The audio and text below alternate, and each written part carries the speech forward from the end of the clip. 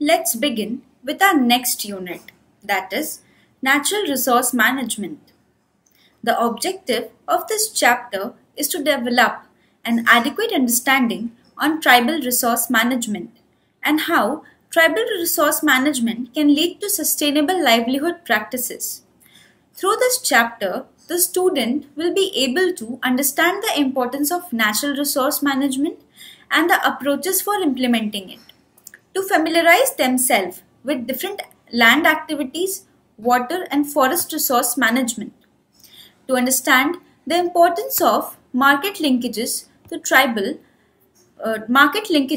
tribal to develop an understanding on tribal environmental protection movement.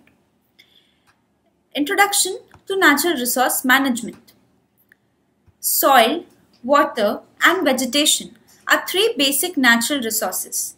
The survival of creation depends upon them, and nature has provided them as assets to human beings.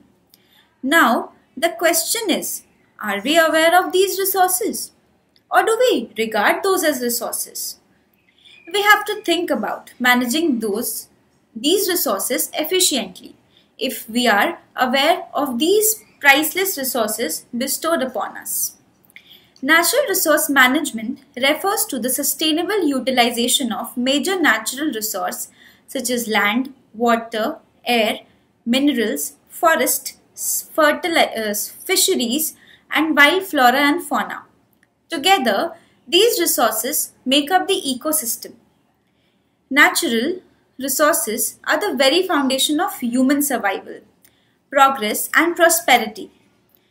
They have been degrading very fast, and the unprecedented pace of their erosion is one of the root cause of the agrarian crisis that our country is facing. The demographic and socio-economic pressure, the unmindful agricultural intensification, overuse of marginal lands, imbalanced use of fertilizers and organic matter are depleting and deteriorating, and this leads to deterioration in soil health. Extensive diversion of prime agricultural land to non-agricultural uses, misuse and inefficient use of irrigation water, depleting aquifers, salination of fertile land and water clogging, deforestation, biodiversity loss, and climate change are main underlying causes. Natural resource management should consist of land use management, water use management, biodiversity conservation, along with future sustainability of industries like agriculture, mining and tourism. There are two approaches to natural resource management. The first is the top-down approach. What do you mean by top-down approach? I would like you all to do more research on it. Is it only applicable in the natural resource management or in various other concepts? Here, the top-down approach means all the decisions related to management will be implemented by higher authority and people only have the option to accept or reject the decisions. Usually, top-down approach tries to achieve target of doing work.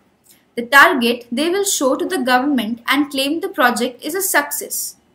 The problem related to this approach is that after implementation, they don't monitor or evaluate the outcome.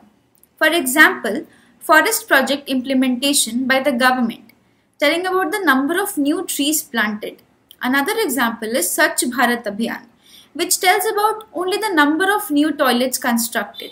And they don't talk about was there any behavioral change in the public while they had to use toilet, they are using toilets or not. These all are the problems in top-down approach. The other approach is the community-based natural resource management. It is a people-centered approach for integration of conservation of natural resource base like water, soil, trees, and local biodiversity. This development will help in overcoming poverty, hunger, and disease. The most important benefit of community-based natural resource management is the empowerment of people in the rural areas and the tribal areas. conservation of biodiversity, and the development of more secure livelihood and reduction of risk. In the next video, we will briefly discuss about land and forestry management. Thank you.